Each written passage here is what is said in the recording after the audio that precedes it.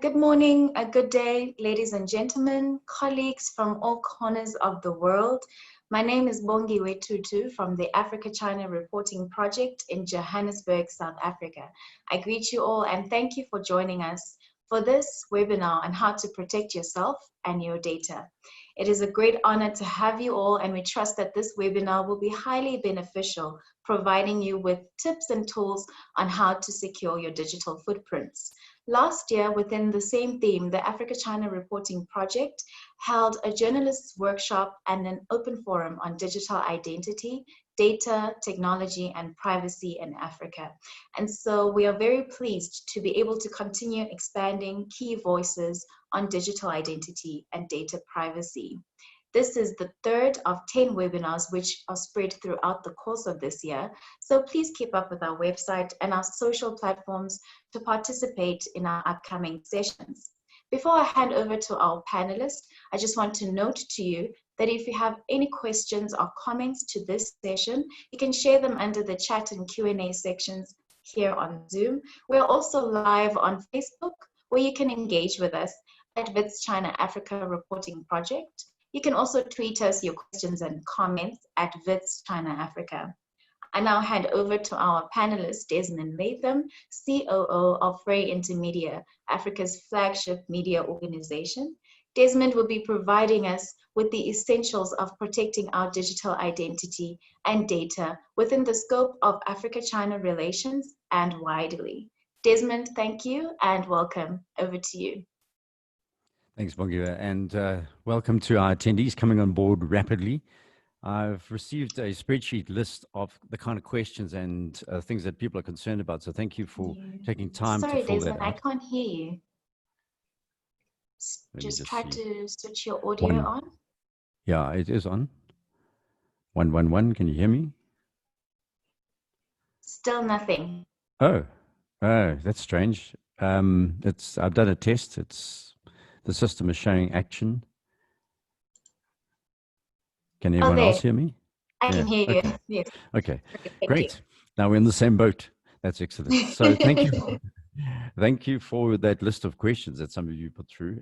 There's quite a list of people. Some of you are using VPNs already, and others are battling with your passwords. So we're going to take a broad sweep across protecting data. And as you're going to hear from how the presentation works, there's freedom in information, but there's also responsibility in information. And in our world today, one of the problems that we have with the internet in particular is, unlike with mobile phones, one of these things is you are sitting with a computer that or a system that you're using that is not unique to yourself. It has what's called IP addressing. And IP addressing can be spoofed because there's not a single number. It's very difficult to do that with a mobile phone because this phone I'm holding in front of you here has the only number in the world that exists is inside the SIM card. Whereas with computers, you don't have individual numbers. And it's like that in a nutshell because of freedom. When the internet began 30 years ago now and accelerated, the idea was to keep it open. So we would share what's known as IP addresses. That has created quite a problem when it comes to the modern world because people are abusing the rights of freedoms. So I'm going to share my screen with you and we're going to go through the presentation. I do this quite quickly. So there's a lot to go through and it's actually a vast area, as you all know by now. So you will get a copy of the presentation at some point. And if there's anything that you need to know immediately, obviously we have a question time at the end. Please feel free to ask questions. I'm going to address some of the questions that came up on the spreadsheet that I saw as I go through this. But there will also be, there's quite a lot of technical stuff in here. So if you're not very technically minded, don't be freaked out by it. There's something called YouTube, which will show you when I'm finished. And also, if you go search DuckDuckGo or Google, you'll find some of what I'm talking about and you can apply it. But it's really important that we get to some of the specifics that I have here so that when you in your professional life or your life as an individual want to make changes to secure yourself for whatever reason, as journalists particularly, then you will be able to understand why it's important rather than saying, okay, I know exactly how to set up a VPN now. You're not going to be able to do that in the time that we have if you don't know how to do that yet, but you're going to see how to do it. and I'm going to give you some advice about it. So with that said, the whole thing begins with a threat event, a risk assessment. So everyone laughs at this because they say, I'm just Joe Soap. No one really knows who I am. But the big problem with that thinking is that because the world of connectivity has increased to such an extent, people are now committing crimes across the world for a handful of dollars and converting to Bitcoin, for example. So you may think at first glance that there's not much money in your bank, so why am I being noticed? Or I'm not dealing with oppressive regimes, so I'm just a known entity. So I'm going to take the chance of being anonymous. That has changed over the last 5 years in particular. Hackers are targeting kind of more and more individuals for specific reasons. And then secondly, in relationships, people are realizing that they can abuse digital if your relationship goes south. So you have these two trajectories of abuse patterns. Then the third is nation state. There's been a massive acceleration of nation state abuse of the freedom of the internet. And this is across the world. I'm going to show you some examples of these, particularly in Africa. And I know many of you will be aware of these, but when I list them, you'll see that this is an intrinsic, fast-moving area. I'm a member of a group called the Hacker Consortium, and we exchange information. I got a warning this morning about a new virus that's emanating from China, actually, believe it or not, and it's attacking Word, and particularly in Japan. So as we sit here, things are happening in the back room, and it's nothing to be afraid of, but you must be aware of it. And also, once you're aware of it, you need to take action. So your risk assessment, it's a compilation of risks associated with potential threats. So as I said, you sit there and say, what's the threat? Well, the threat these days is phishing. Someone coming after us for our email details of banking. And I'm going to go through one now that I've been receiving a lot of these, as we all have, in the last week or two. And in the last month, COVID-related phishing has accelerated phenomenally. I mean, about 80% of the world's phishing now, hackers are trying to get you information about bank details in particular. They're using techniques linked to COVID-19, and which is kind of evil, but it's also happening. So you need to be fully aware of what the implication is. What we're speaking about here is it changes. Things that I'm referring to change constantly. But the overarching thing is, on a risk assessment, is how am I exposed to confidentiality, integrity, and other system theft from me, and what does it mean for me? So obviously, if you're dealing with government-based things, or you have a big company, you are aware of this. If you are looking at changing your journalistic career into investigative journalism, this is where risk assessment is going to go through the roof, because you've gone from doing lifestyle journalism perhaps, and now you're going to be doing an expose into a famous car company, and they're going to come looking for you. This is just how it works in the modern day. They're going to try and find your social media. They're going to try and find weaknesses in you. So if you peruse porn, or if you go and you like to go to strip clubs, they're going to find that out about you, and quite quickly too. So the thing about risk assessment is we have to realize that our actions are analyzed on a real-time basis. It's not last week, it's now. So you can't say, oh, well, I dealt with this last year at this time. You're constantly dealing with this if you're in the world of media in particular, because these things are changing. So as individuals, we have low risk, moderate risk, and high risk. And I won't go through all of those. But the bottom line here is that you've got to sit back and think to yourself, okay, what am I exposed to? I use social media, for example. Do I have two-factor authentication? And as I said at the start, before we started here, I was chatting to Bongi and others. You have to install two-factor authentication in your social media. If you haven't done that, when we're done here at the end of this hour, go and do it immediately. It takes a few seconds to set up. Yes, when you go and log in on a new browser to your Twitter account, you're going to get a note that says to you, put in your password, and we're going to send you an SMS to your phone. And then the SMS protects you against someone who can just somehow hack your system. And in the end, it's quite hard to get around that, as we'll see. It's same with banking systems. Banking systems automatically use two-factor authentication now on the apps for a reason. So we as individuals have to do that. The impact of the risk, if you see loss of confidentiality, integrity, those are the two big things for us. That's a problem. As just individuals, as journalists, it's even more important, especially the integrity part. If you're going to be going to do investigative pieces on on nation states and oppressive regimes, then you better have your house in order. And if it's not in order, you better get it in order, because the nation state is going to come looking in your backyard. So that's integrity. You can't go telling people how important it is to be ethical, and then you're unethical in your own life, bypassing tax, for example, or anything, domestic violence, etc. The loss of availability is really for systems, bigger systems such as banks and so on. So the surveillance threats that that we have identified are, first of all, that are growing is face recognition. And face recognition in Africa is becoming a big issue. There's a number of reasons why we need to mention this. The one is that American, Israeli, Australian, and Chinese companies have been perfecting the ability to read African faces as separate from other faces. And in fact, they've been doing test runs in different countries in Africa to perfect this. In the US, this has led to a big problem, and I'll explain in a minute what happened to a retail chain there who were discovered to have been using 200 face recognition cameras in predominantly minority areas. You can see what kind of human rights and civil rights problems emerge from this. So there's a list of companies involved in this, and if you spend some time and you go and research, you'll see. What I'm telling you about here is not speculation. It's not allegation. We're going to get to allegation a little while, but what I'm telling you about AI and face recognition is it's not allegation, it's happening. But the big problem for people doing face recognition is the computer power required to read faces. So right now, it's a bit of a myth. It's a bit, we've heard governments saying, we'll target you in Hong Kong and we'll identify you and so on.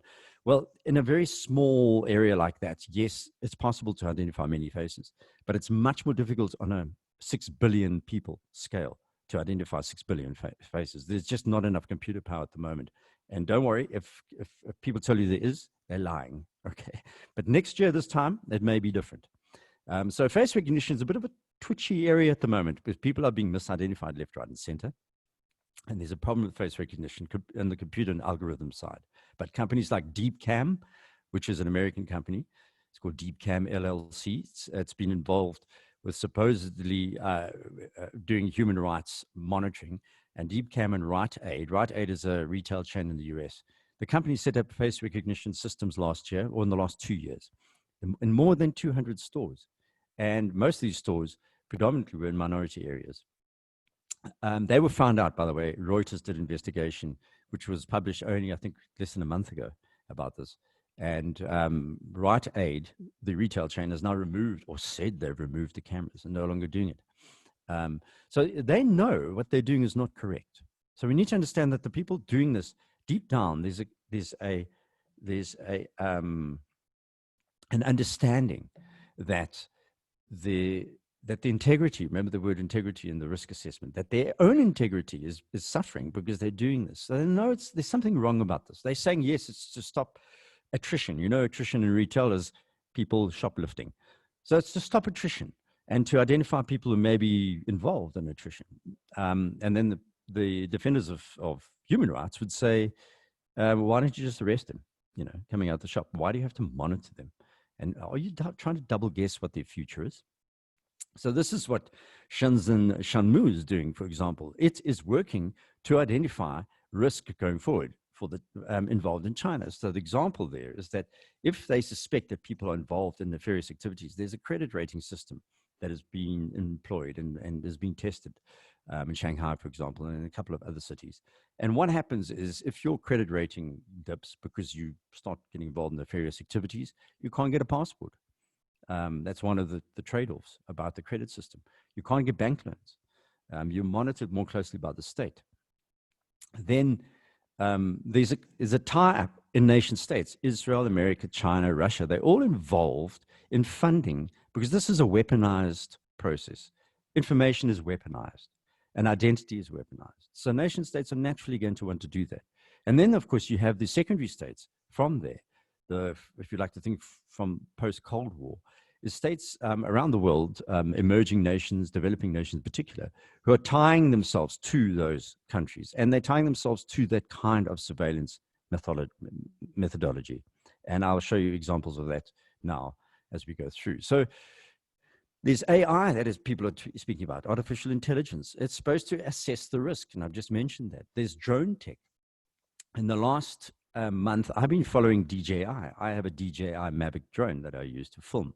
And DJI's update for the Go 4 Android app has a back door for the Chinese government, which Snacktiv and Grim is one of the most powerful anti-hacking networks of people like us or code writers who are identifying threats based on algorithms, not on what nation states say or not on what experts say, but based on the fact that they can prove that there's a problem. So, for example, DJI's latest Android app update collects permissions such as data and AMSA and AMIA, which is the serial number in your SIM card, for example. And then it uses anti-debug and encryption hardware. So you can't actually encrypt the application after you download it, and you can't encrypt your own machine. So on the one side, the nation state says, well, that's good. It stops people from being criminals. On the other side, people say that's bad because you may use it nefariously to oppress me. So you can see that tension growing between technology that looks fine. I mean, East Africa's got a fantastic drone and development process going. I mean, Rwanda, Kenya in particular, and even Uganda is getting involved. So there's been a growth of the use of drones. 90% of the world's drones are produced by DJI, which is a company based in China. And by law, the Chinese demand that the server that runs DJI is accessible by government, which is not the same in Germany, for example, or even the USA. So you can see that there's a tension growing between what looks righteous to protect the nation state and what looks dangerous, which could be abused, by people. So here is the update on Android. It was tested, and what it does, it accesses your contacts, microphone, camera, location, storage, battery life, network connectivity, images, video, applications loaded on phone, and then it switches the phone encryption off so that what Mavic software there is doing, they've denied it, by the way, but we know it's happening. So you've got to take this, you've got to understand there's a lot of allegations that float around, and you've got to understand the reasoning to do that. It's called Hong Kong in Mavic's case, because a lot of the protesters have been using drones, and the government wants to control the use of drones in Hong Kong for obvious reasons.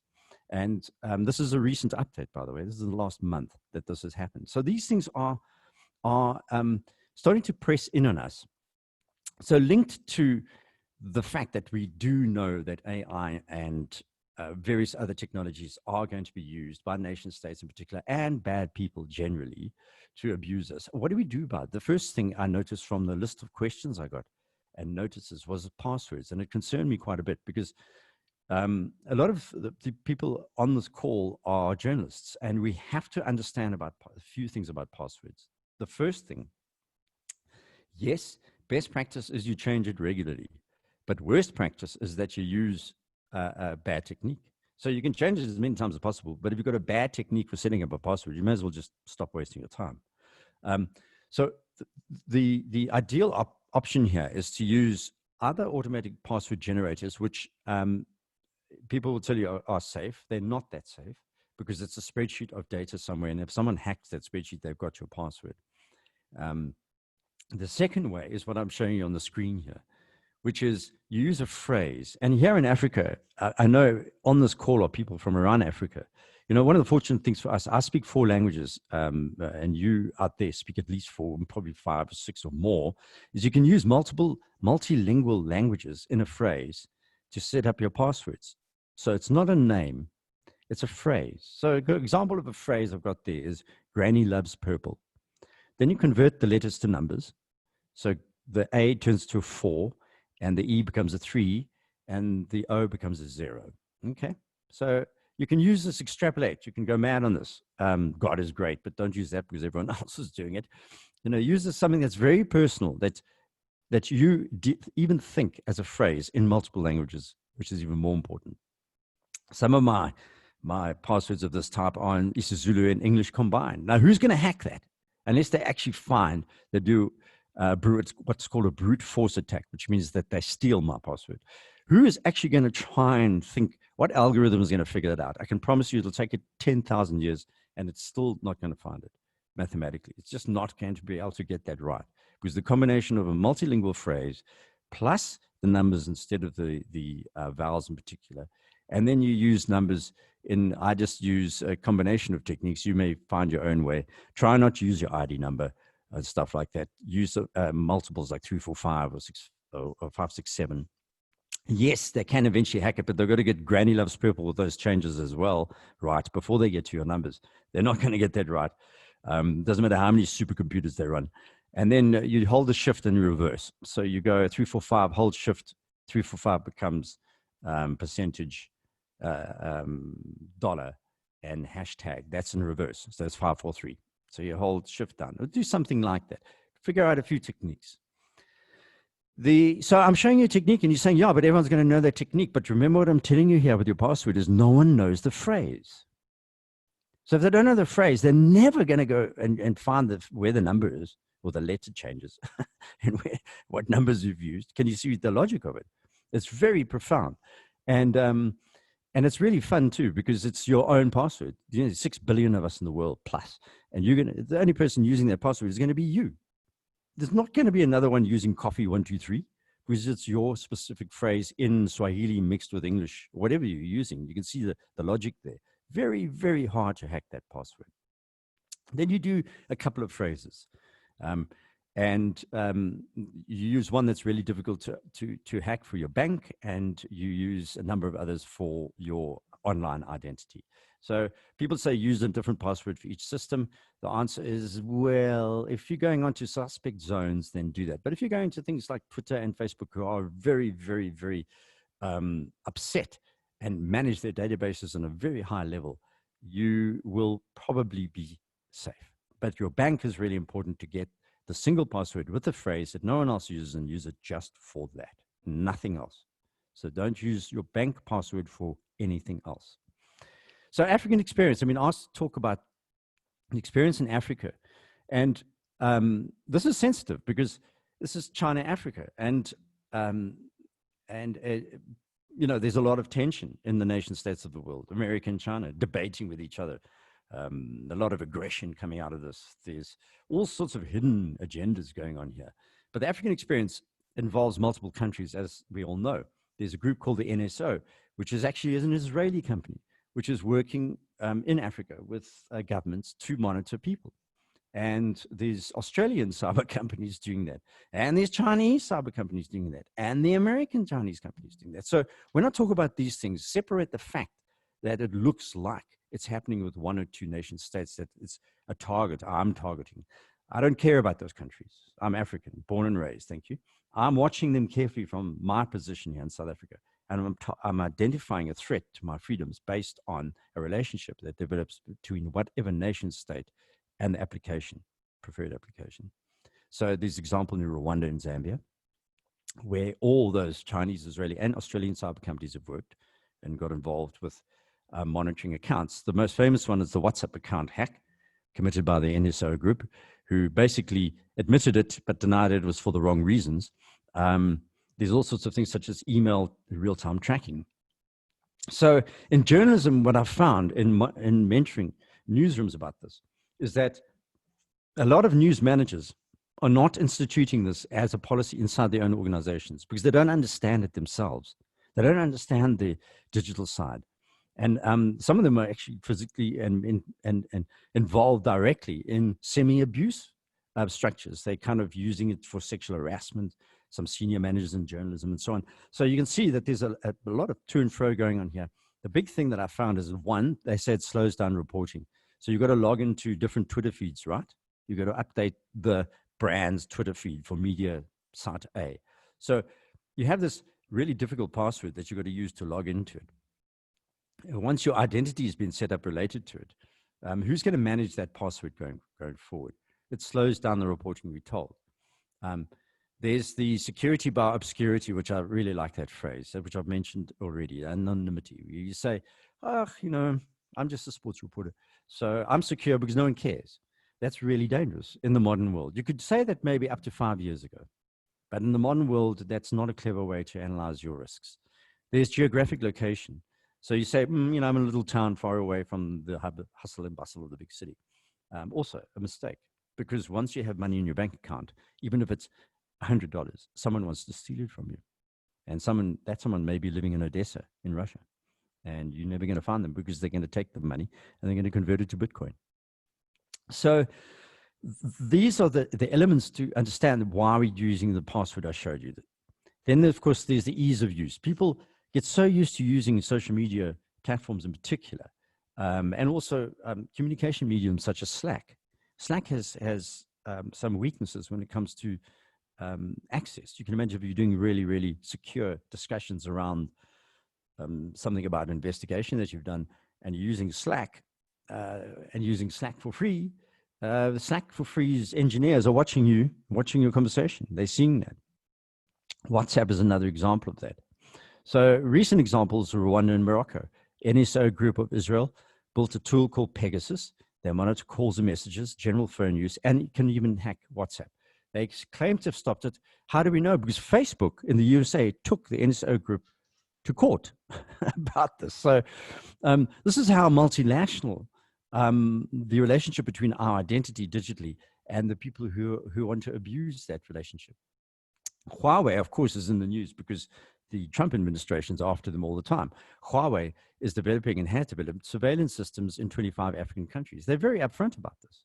Why? Because it's government, right? The government is for the people. So I'm not doing anything wrong, says Huawei. They say I'm building a surveillance system. And they're the countries: Tunisia, Egypt, Cote d'Ivoire, Ghana, Cameroon, Nigeria, Zambia, Mozambique, Madagascar, Kenya, Uganda, South Africa. Okay, so they're not little wilting wallflowers about this. Huawei said, so what? It's a legal process. The government approaches us, we build it. So all this debate about, the company called Huawei and the Trump administration and blah, blah, blah. That is for the Americans and Chinese to worry about. Me, as an African, I'm watching. Okay, so there's a company building surveillance networks in Africa. Isn't it the most important fact? I don't care if it's Israeli or Chinese. I really don't. They are helping governments run surveillance systems on citizens. End of story. You can argue about right or wrong, but you cannot argue about it happening. Okay. So if you're a journalist and you go into one of those countries and you're dealing with a situation that's highly sensitive, you've got to start imagining that certain companies of the world that flog this kind of technology are not your friends, right? Because they have a different understanding of the freedom of information. To me, as a South African, particularly, having gone through apartheid, particularly, which used to monitor us as journalists, particularly, and put us in jail. And if you're really unlucky, you die. Okay, so you can see my logic here is that I don't trust companies that keep people under surveillance for the good of the nation state, particularly when we have developing nations issues as we have. There's an overlap, for example, with Huawei and 4 and 5G. Now, you've all heard the conspiracy theories about 5G and the virus. That's bollocks, sorry to say. I mean, if you believe that, you need to take those little green pills. But the reality is that there's an overlap between the development of new technology and surveillance technology. So clearly there's an interest by a nation state to do this for whatever reasons. In the case of Zambia, for example, which we're going to get to, it was to assist indirectly in tracking a number of dissidents. The big problem here is that there's no proof that the company itself and the executives are involved, or Beijing, for example, when it comes to Huawei. There's no proof that the executives know about it, nor is there proof that Beijing is behind it.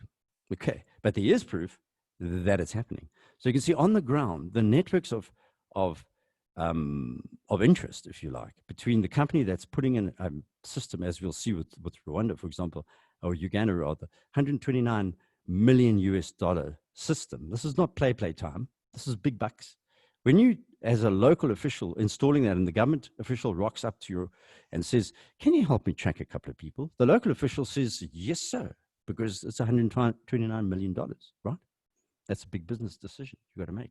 Doesn't mean that they inform the executives back in Shanghai or Shaanxi or wherever, or Beijing. It just means it's happening, though. So we've got to also see that all this to and fro about, can you prove that we know. Let's show what has happened. So in 2019, for example, surveillance systems for monitoring opposition was employed in Uganda. Fact. Go and look at it. Go and see the stories about it. Why? Well, it's to stop abuse of freedoms, supposedly. It's to stop criminals from robbing banks, hopefully. But you can then debate. Well, if that system exists, how can I know it's being used for something that's good, not bad? And who decides what's good and what's not bad? Okay. So Kenya, there's 1,800 HD cameras and 200 HD traffic cameras installed, mainly in the big cities, Nairobi in particular. So that's happened, all right? It's happened. It's not a debate. So because we know that the camera's there, and we know what happened in Hong Kong with the use of cameras. What happened in Hong Kong? The protesters started arming themselves with spray paint, umbrellas, and lasers. What do they do with those three things? They'd point it at cameras. They'd point the laser at the camera, which would blind the camera operator and sometimes could even partially damage the camera. They'd spray paint over the camera lens, so whoever's monitoring, the people in the street wouldn't be able to monitor anymore. And they'd use umbrellas so that the camera can't see who's under the umbrella. Not to mention to allow the tear gas canister to bounce off the umbrella as well. So you can see it's weaponizing. It's weaponizing. Once you start surveillance systems, it's weaponizing our freedoms. And you can be pro-government or anti-government, but you've got to know that it's weaponizing the system. And it's, us as journalists, we're not 5-year-olds. We're not beginners in this game. We identify threats and risks, right? From the start, we identify at the start the risk we have, and we take action based on the risk. So in Zambia, the same thing, 2018, cybersecurity force linked to Huawei was tracking opponents, particularly in Lusaka. Now, Huawei has denied this, but there's proof that it happened. So what's happening on the ground? I mean, who's involved? What about CloudWalk? CloudWalk is actually working in Zimbabwe as one of the main companies to identify African faces, black faces, right, to help the government advance the technology to monitor. And this is a dangerous area we're talking about here, isn't it? And as journalists, we've got to face these things and understand them and say, okay, I'm not going to be freaked out by it. I'm going to just understand the uses. How do I protect myself from it? And why is it a big system? Why is it even a problem? So the various things you can use, such as Secure Drop, which is an internet system that allows journalists to share things. So I'm going to show you a Secure Drop again later. Secure Drop allows people to use something called a Tor browser, which I'm going to show you right at the end. And that means you can encrypt data. So you can share spreadsheets of important information, like which minister got what kind of money, and it's encrypted. The problem for journalists is that when a really oppressive regime gets hold of you and your computer, they torture you and they make you give them your password for the Tor browser. So, and when oppressive regimes see encryption devices on phones and computers, they know you're up to no good in their minds. So what I train people to do is the reverse of that. Do not run these systems. Use other techniques, which we're going to go through quickly. So here's the second wall. There's a list there of 11. I'm going to quickly just go over one or two, but you can read through this in your own time. So this is for newsrooms to take action. So enhance your interest in security. You must make news editors in particular need to train their journalists to understand this. You have to make it a personal thing. They say, oh, I'm anonymous. I'm a little journalist in this little country over here. No one cares about me. That you've got to understand that phishing and so on is a personal attack, which we're going to get to in a sec. That it's about source protection. This is a big thing we drill into each people. You cannot say that, oh, well, I don't care about this. I'm doing my thing.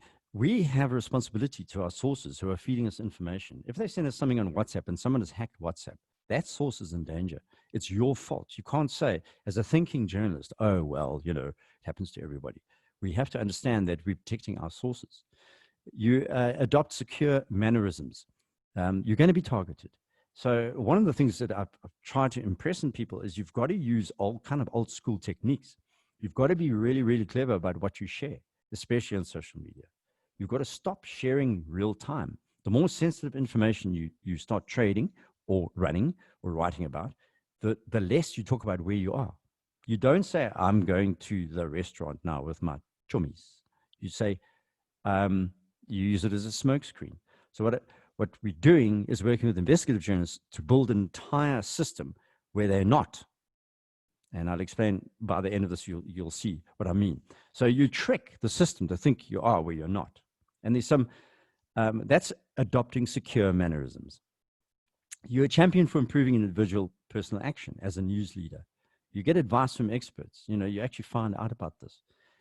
It's not like 10 years ago, and I'm afraid a lot of newsrooms are operating like it is 10 years ago. And it's creating big problems. And in the future, it will become more of a problem because of AI and robotics and everything else growing, and CCTV techniques and so on. So you make your personal actions about how journalists should act on workflows. You know, you integrate security into workflows.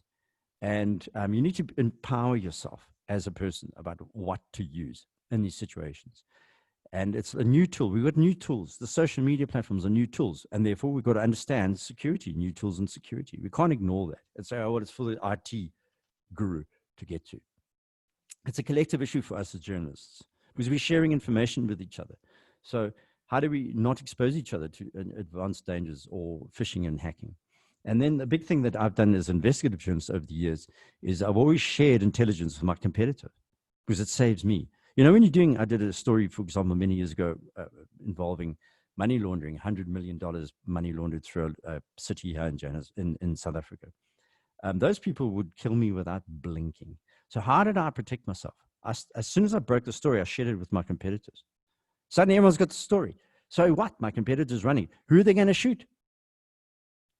So you've got to start thinking about how you work with information and not be tied to this whole old-fashioned concept of, oh, we break the news first and we hold us. No, we break the news, we share the information. And then suddenly there's a whole bunch of people who have it. They can't really attack one or two people. There's whole organizations involved. Then, this is also important, a tier system. Now, I know a lot of organizations, especially news, still give the social media updates to the intern. Big mistake. I mean, the intern's going to make big mistakes. And secondly, you're going to expose the fact that someone's going to hack the intern who's using password 123 or coffee I love or something as a really silly password. And they're going to find it and hack it, and in the next minute, you're going to find these terrible things on your Twitter feed. So you adopt tier systems for each part of the communication that you have as an organization. And then very important, have a lawyer available. So there's some more here about security champions and how to integrate things as a third wall on your accounts, which you can read through in your own time because we're running out of time here. So I'm just going to leap to phishing emails. This is the thing. This is emails I've been getting. I'll give you an example. If you look on the screen, you'll see it says Standard Bank. It's got my name. It's got the logo. But if you look very carefully, the logo is pixelated. If you look carefully, can you see it's not exactly right? So I knew this was phishing. So what I do is I take the email address, and I go and I search for it on a URL. I just copy email address, info@standardbank.co.za. Now I put it into my browser, which will check to me how dangerous it is. And look, it says to me, you're about to log into the site. It does not require authentication. It's an attempt to trick you. Your own browser is telling you there's some problems with that email address. Then I went and used something on Macs, which you can use, and you can do this on PCs too. You can view what's called the source. So I'm going to show you how to do that. So the source says, it says the return path is info@Standard Bank. You can see in blue there. It's actually not. It's coming from a place called vps.thenewhuman.com. And it's an unknown IP address. So those numbers there, 104.236.54234. You probably can't see it in your small screens, but there's an IP address there. That is an unauthenticated thing. So someone from a big bank is sending me an email from an unauthenticated email address. I don't think so. That's phishing.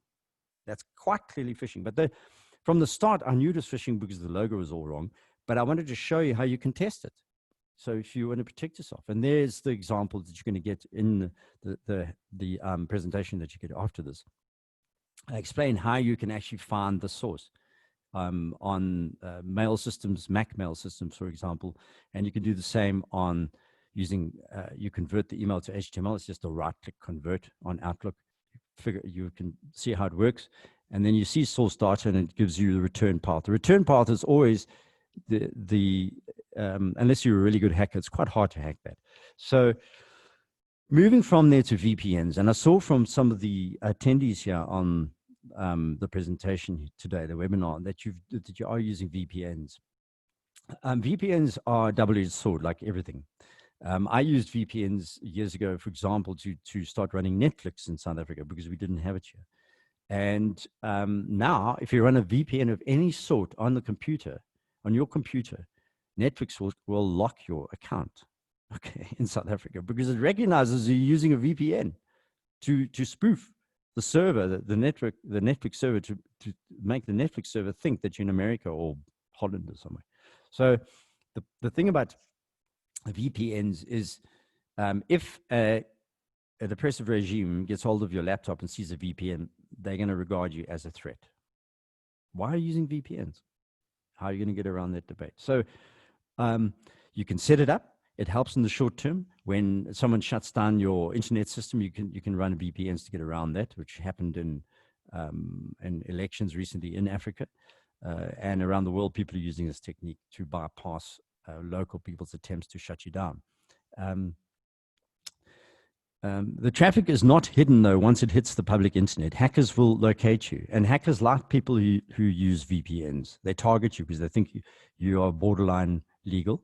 So you're going to be in a weak position if they try and locate your bank details or something. So it spoofs servers to make you think you're somewhere else. So you run a VPN to make the server that you're working with think that you're in another country so you can bypass local issues. VPNs are banned in China, for example. They're not legal for the obvious reason. They're banned in Russia. Russia's got one internet supplier. It's called the state. Everything goes through the state's servers. In South Africa, we have 30,000 internet servers. The state is not involved directly with that.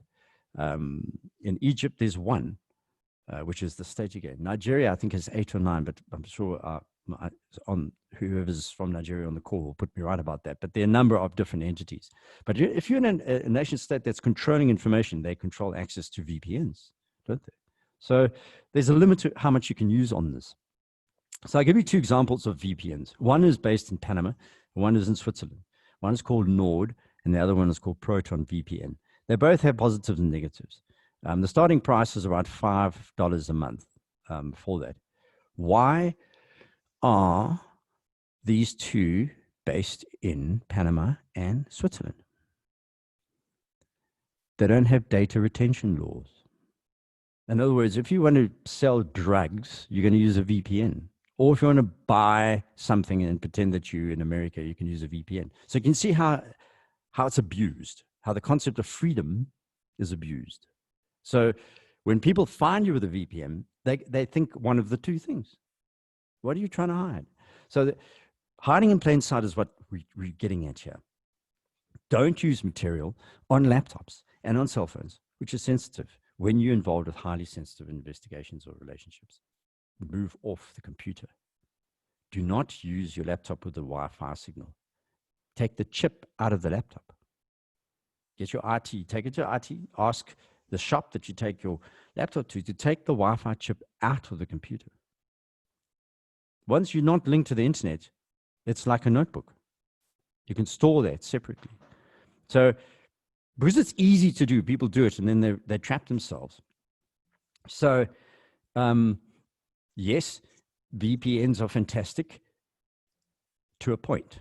You can see what I'm saying. They're fantastic to a point. But when you're dealing with really, really violent, oppressive regimes, they're not good to have.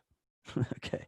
So you, in your tiered risk analysis at the start of this, you'll say, I'm using VPNs because I'm not ever going to be reporting from Russia. So they don't care about me. So, and I'm doing just basic stuff on it and I'm paying my $5 and I'm not involved with drug dealing or whatever. And so you can see the tier. You're assessing your risk and you're applying your risk to that. The second thing to do is partition your drives. And I'll give you a long description here. I'm not going to go through the whole thing. Both Macs and PCs and Linux systems, you can partition drives. What that means is you take the hard drive on your computer and you create a portion of it that cannot be seen and you hide it.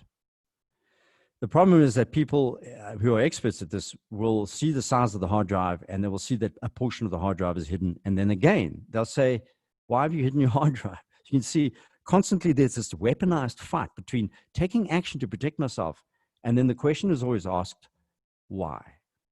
Why did you run a VPN? They say at the border when they've got your laptop. Are you not an ethical person? What have you got to hide? You can see the problem here. It's like having a car with a hidden shelf at the back. If you go through a customs area and they find the hidden shelf, what is this? They immediately think that you're a criminal, right? Or that you're doing no good. So the second thing we can do is we can hide data on computers. You can right-click and you can actually hide the file. But again, people involved in nation states, for them, finding those hidden files is very easy. And then what happens?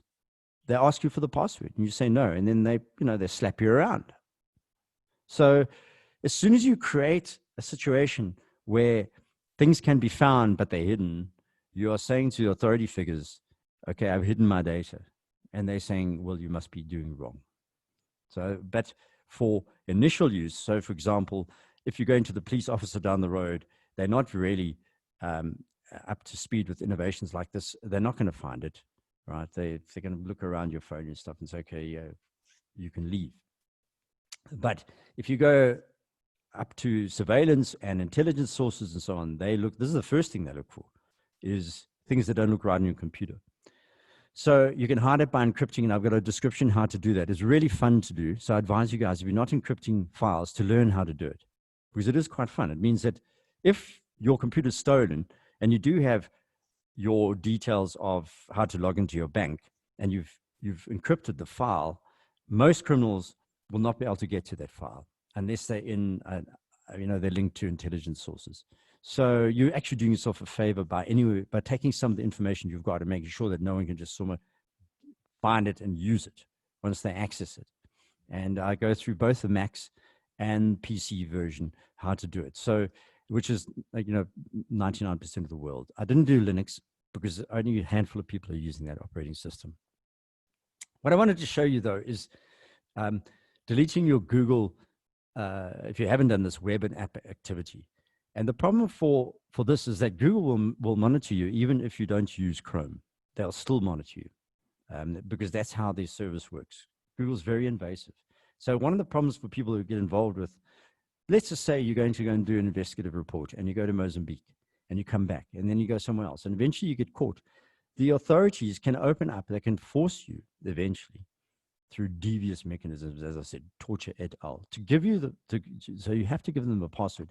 They can just look at your computer and say, oh, you were in Mozambique at this precise time, at the precise point. That's what Google does. It tracks you exactly to the place within 5 meters and time. And it puts a little red dot on a map, just in case you kind of forgot you went to America last year. Little red dot, there we were. And it tracks that forever, unless you tell it to stop. So what you can do is you can go to, I'll show you there, myactivity.google.com on your browser.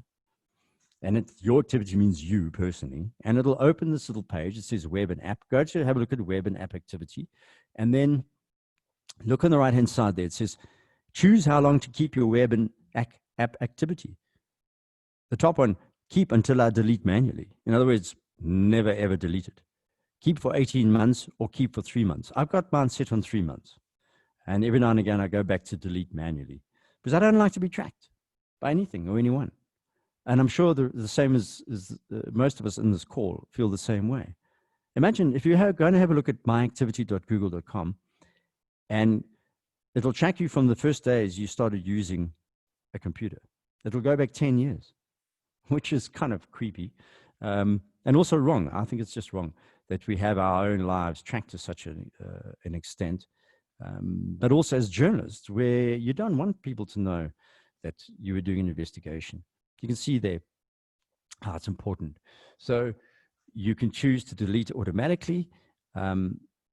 Notice here, what does Google not give you?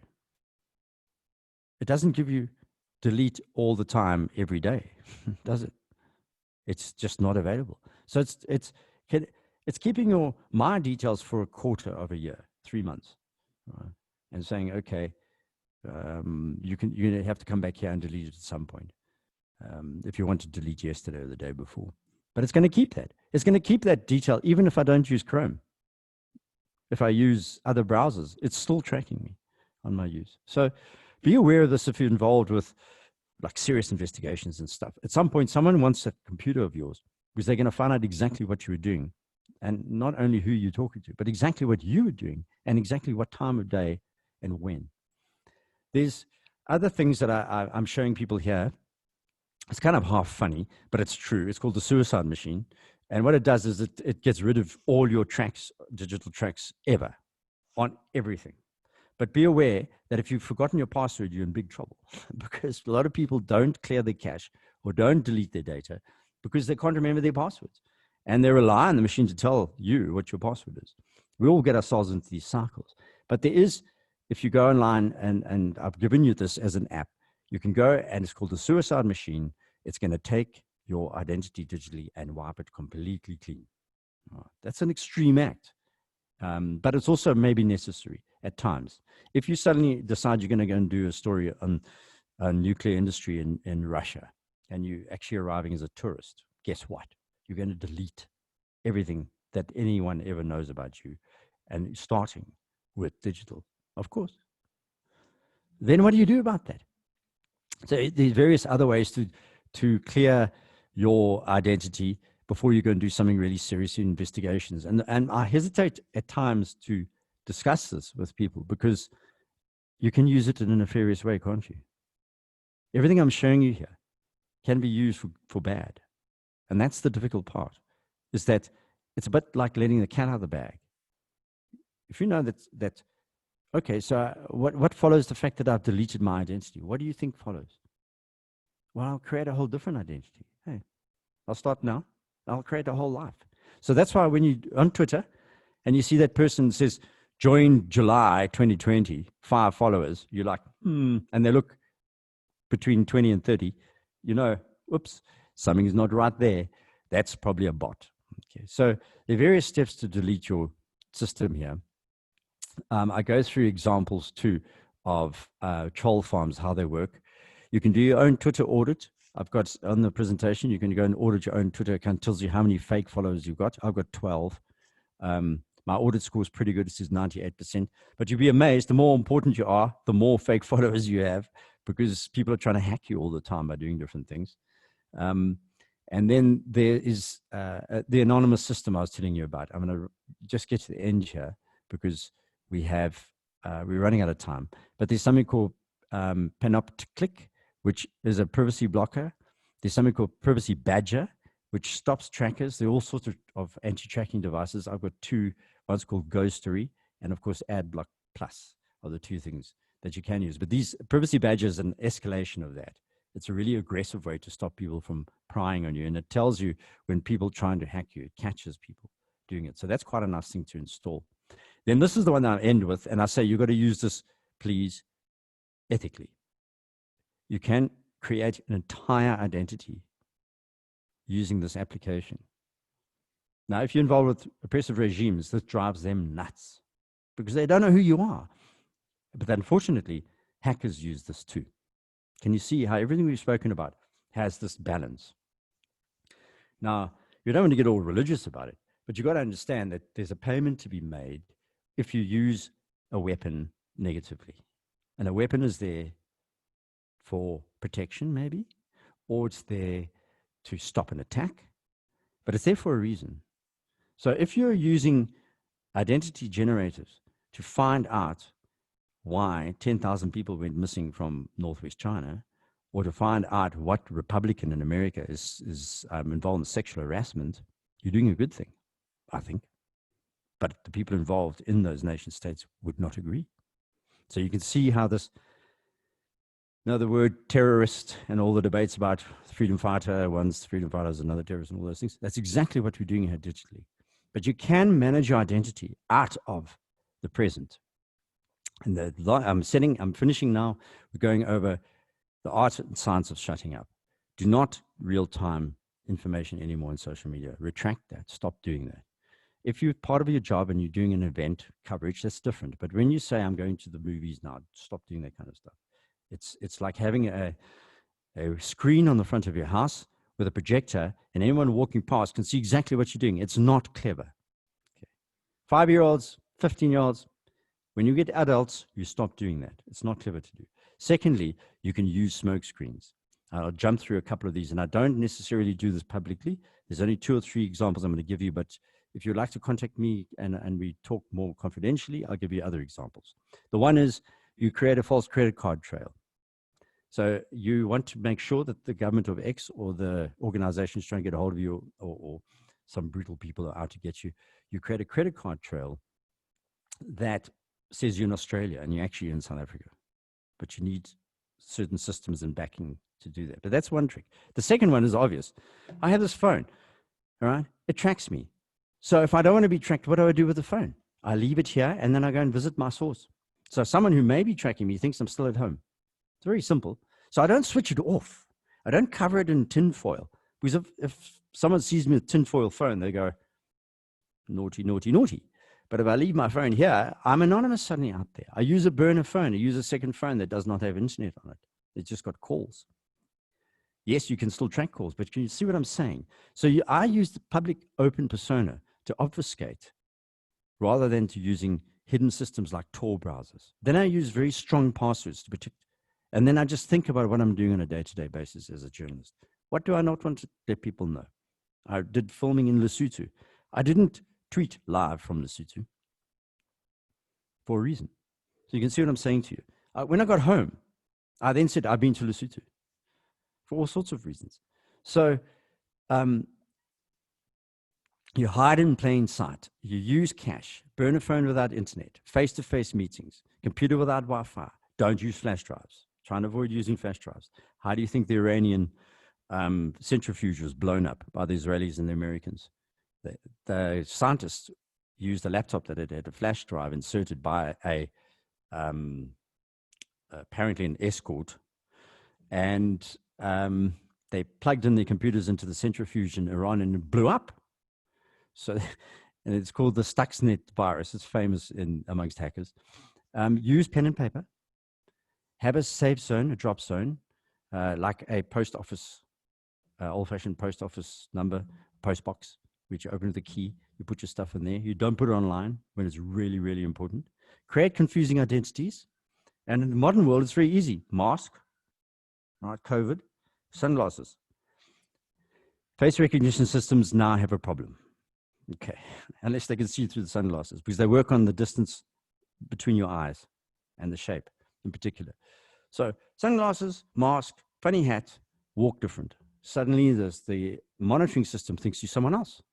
You disappear as the monitored person. So you can see that the techniques that we use as journalists and just as thinking people are pretty old-fashioned, even though we're highly skilled at modern digital issues.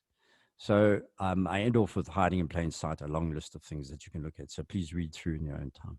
We're at 11. I think I should stop at this point and ask for any questions.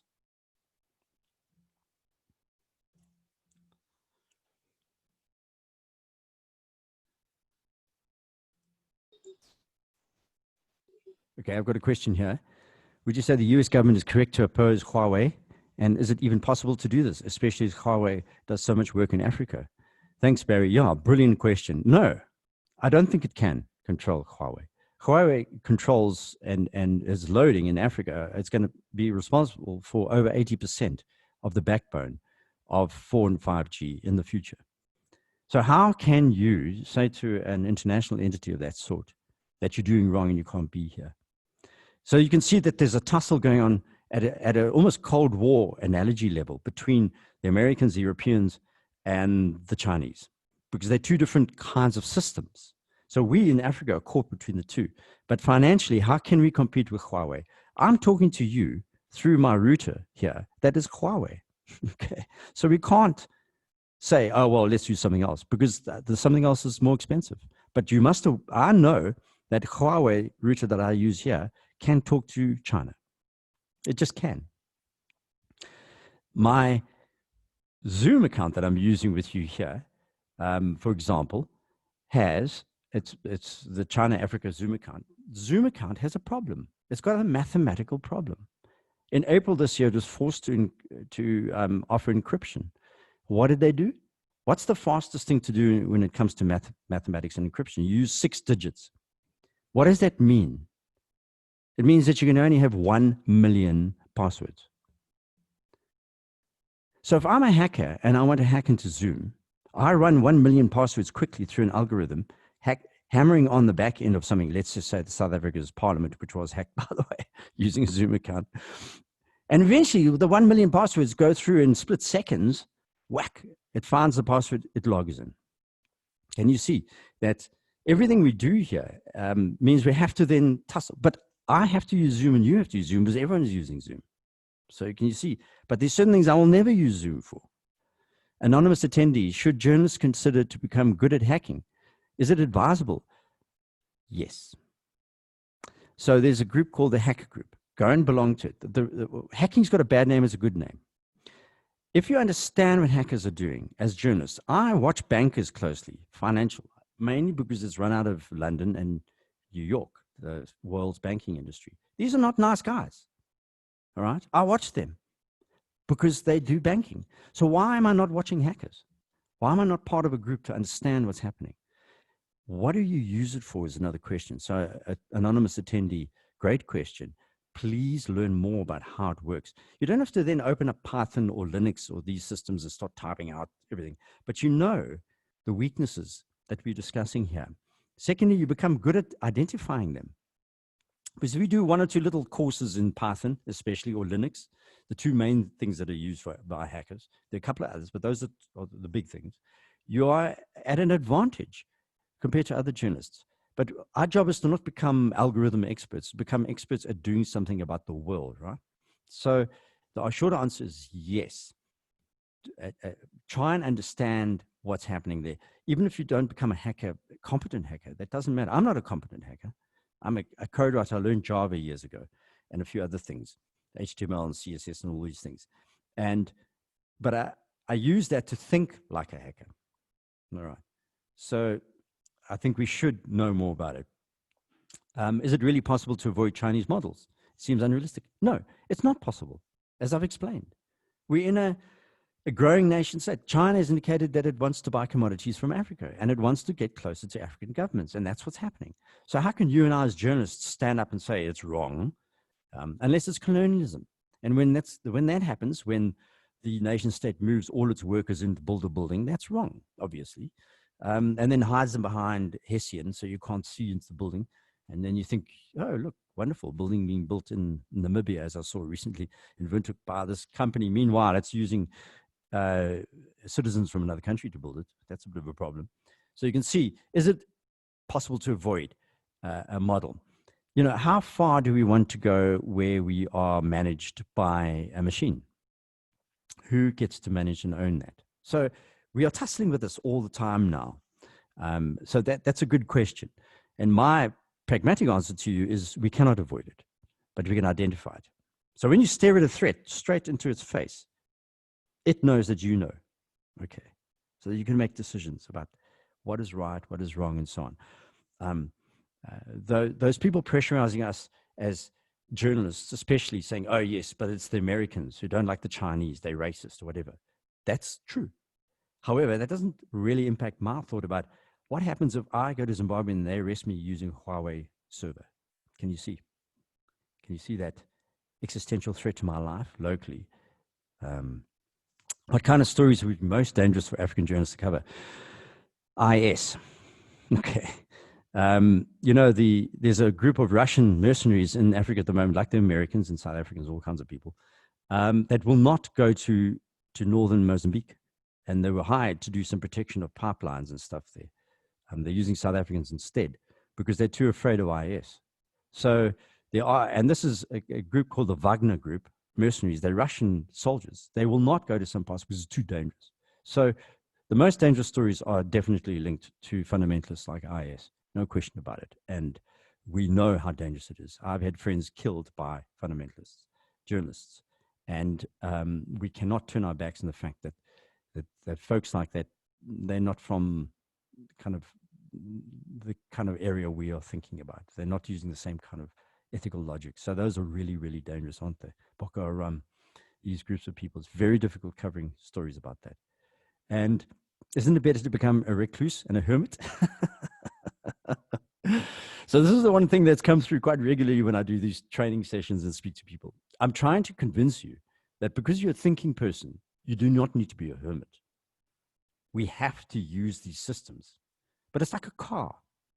You get in the car, put the pedal down, and if you're going at 180 Ks an hour, you're going to die somewhere along the way. So you don't go 180 Ks. You go at the speed limit. The same thing with the digital systems. We have to use servers. What are we not going to do in it? We're not going to say where we are. We're not going to say, I'm going to the restaurant now, because someone's going to mug you down the road because they know you've got a nice car. So you don't let on where you're going to all your 4,000 followers or whatever it is.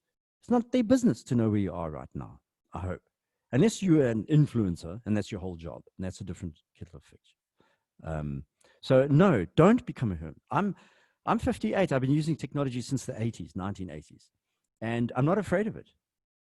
I'm aware of it though, and I use it. I use it at its own end. That's why I will leave my phone if I'm doing a sensitive investigation. I will not take it with me. I will take an old-fashioned camera that's got no Wi-Fi in it. And I will leave this somewhere so that just in case someone's tracking me, they think I'm still at home. And meanwhile, I'm 400 kilometers away. Okay. Yes, it's a problem. I can't WhatsApp my friends. But hey, can you see what I'm about analyzing the dangers and the risks and then using the advantages? There are so many more advantages to disadvantages to technology, of course. Look at what it's done for us in the world. Toby has got a question here. Thank you for your comment, Toby. And your question is, but a naive question, is the antivirus in my system really worth a penny? I'm afraid there are a handful that are worth anything. One is Sophos, S-O-P-H-O-S, Sophos. Kaspersky has got issues, I'm sorry to say, and I'm not committing libel here. If you go and figure out what I'm saying to you, Kaspersky's got problems. So some of the antivirus now that are not built into the system, I use a Mac only for a reason. Macs have antiviruses built into their systems. They're still hackable, but it's much more difficult to hack than a PC. I just know that, yes, they're expensive, but the operating system's much safer. I use one of these, it's a second-hand phone I bought, right? I didn't buy this new, I bought the second-hand. And why do I buy a iOS? Because I know iOS servers, the FBI cannot get my password, right? But if I use Android, it's automatically monitoring what I'm doing, all right? And if I use Huawei and Android, it's automatically monitoring me from another country, okay? So you got to then start dividing your world based on needs. What kind of development of AI means for the future of mankind? Geez, that's a huge question, Anonymous. You know, I've seen a lot of promises made by technology, and most have failed. I mean, for example, where is the auto-driving car? 10 years, about $15 billion, Uber, Google, these guys are spending on this car. Where is it? It's not here. Because there's too many chaos parameters in the real world. Yes, we are going to get a car that will drive itself when most cars are driving themselves, or there's a special road for cars that drive themselves, right? Until then, when the llama jumps out and Google's algorithm says, what is that? It knows about a giraffe, it knows about a lion, it knows about a dog and a pedestrian, but the llama, what is that? Bang, hits the llama. Okay, so you can see. So AI is not the threat that people make it out. Yes, AI is being used by Associated Press. Most of the business stories it writes, the first business story that comes out from, say, a listed company, is using AI, because you don't need to be a journalist to do that kind of stuff. It's, you know, this quarter's results, profit, losses, blah, blah, blah. It's like a spreadsheet. So the AI grabs it and spits out a story that's about 2 paragraphs long, which is generic. Then a journalist looks and says, ooh, okay, the percentage drop is high. And then they focus on the real story, which is why the company lost so much money, not writing like an idiot the numbers. AI will work with sports reporting. You don't want a journalist to sit there typing out 24 sports reports. It makes us nuts. Let AI go and do that. But it gives us time to think about the important things outside of it, what it means. How does it all work? So I'm very hopeful for AI in the long term, given what we've said so far. We're always watching the threat of the machines trying to do things with people who are managing the machines. But remember, every algorithm is written by a human being. That's why there's so many problems with social media, with the fact it's written by Americans who are majority white. Okay, it's a fact. So it's making mistakes. Algorithms make mistakes when it comes to me in Africa, and you and me in Africa. So we can play with these things a little bit and not be threatened by them. Be empowered by the knowledge that it's happening. We're identifying it's happening. So what are we going to do about it? Not turn our backs and go and live on a hill somewhere. And then another question from an anonymous attendee: are Africans and African governments oblivious or uncaring about Russian, Chinese, and other people, Americans, Israelis, Australians, and monitoring technology? No, they're doing it cynically. Of course, they're saying, you mean I can read my opponent's WhatsApp messages and I just got to plug this little thing in here? So it's the opposite. It's a cynical action by governments. In the old days, they used to monitor our phone calls. You know, and during apartheid in the 80s, we'd hear strange noises. I was one of the few independent journalists in radio in South Africa, and we could hear when the monitoring machine went on. What we would do in calls, we'd purposefully do calls knowing that the machine was monitoring. So that's anonymous. What I'm saying to you is the governments are there, not for good reasons always, and they're going to do stuff that's bad. You and I know that. So how do we play with the machine? You see, how do we play with the machine? The people who have it have a very strict understanding of what it can do, but we as independent thinkers can use that strict control against itself. So if you're interested in taking this further, please contact me afterwards, and we'll have I need to get to know you better, and we need to have a discussion about why you're asking, or individuals may want to do some of these things, and it must be for right, not for wrong. And we can then develop some of the ways in which I've indicated in that you create smoke screens. You don't disappear. If you disappear, the system thinks there's a problem because everyone has social media. So yes, they're not oblivious. They're cynically using the context they're having. You can use greed, you can use power, whatever you want to do as a motivation. They are cynically doing it because they can and because it works. So what do we do about that? You know, what we've always done to cynical, oppressive regimes, we get rid of them over time. And their technology, I'm afraid to say, is in the end their weakness, which I'll explain to individuals who want to continue a conversation in a more confidential way about how we can do this and not be victims. So you can see that it's about empowerment, personal empowerment. The principle is get to know how it works, use it against itself. That's in a nutshell what I try and do with this, with the logic of these things, is do not make the mistake of using a weak password. It starts from there, personally. In news basis, if you're a news manager on this call, try and start thinking about this, because this is not 2002, and I'm afraid a lot of news organizations seem to think it is. It's 2020, going to 2021. We're in an advanced phase of communication growth, the globe. We need to kind of get with it as organizations. So thank you so much. We're over time here. Some really, really good questions there. And please feel free to make contact with me if you have other questions.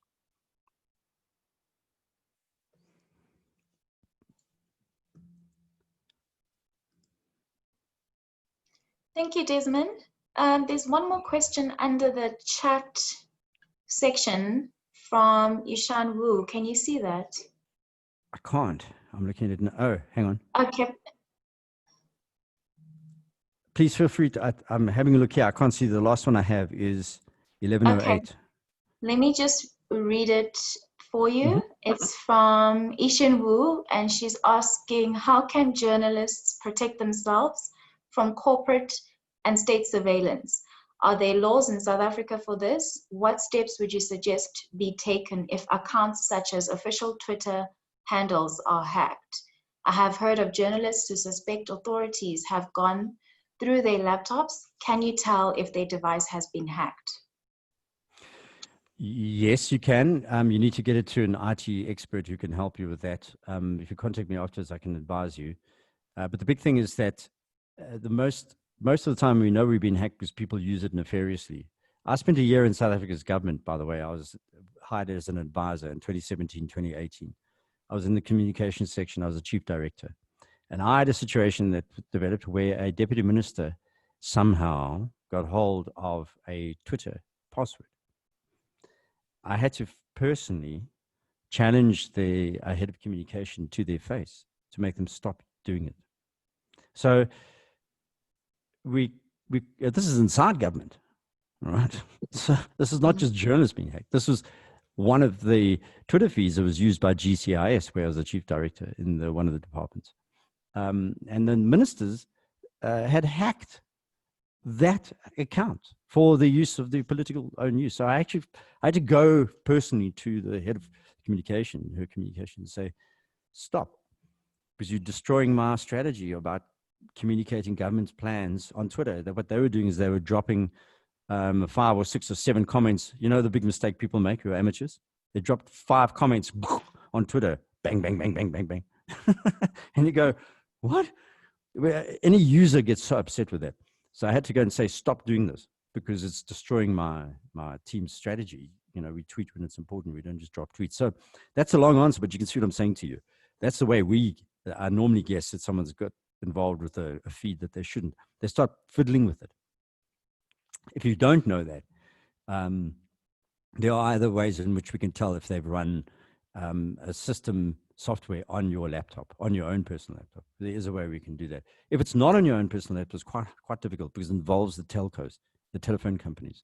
And governments by law have a right to go to a telephone company with an affidavit and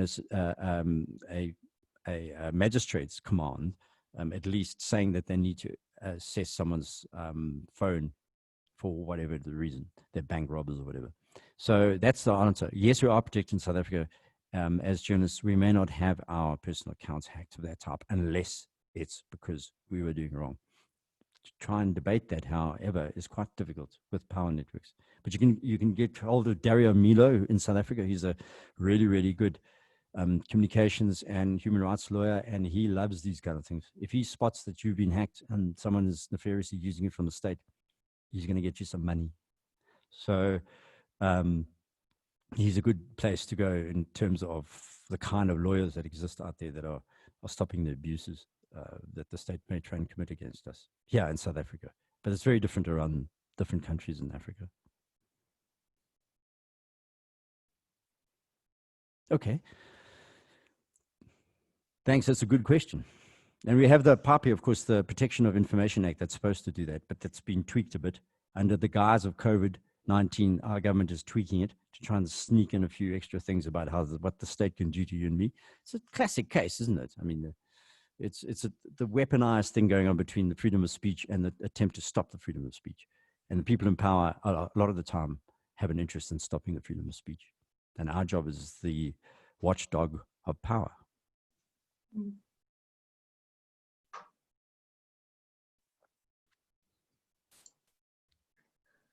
Okay, thank you very much, Desmond. I think we've had very interesting questions. People are very interested in this topic, and I'm sure everyone has learned so much. I know I have learned a whole lot of new tools that will be useful. And I think this comes at a very crucial time where everyone is working from home under the lockdown regulations of the COVID-19 pandemic. So these are very essential tools for us to use to protect ourselves and to protect our digital footprints. So I'm very, very happy that we were able to have this webinar. Thank you so much for your contribution. We will be sharing your presentation to the participants, and we'll be sharing it on our website. Thank you everyone who has joined us today, everyone who is watching us live as well.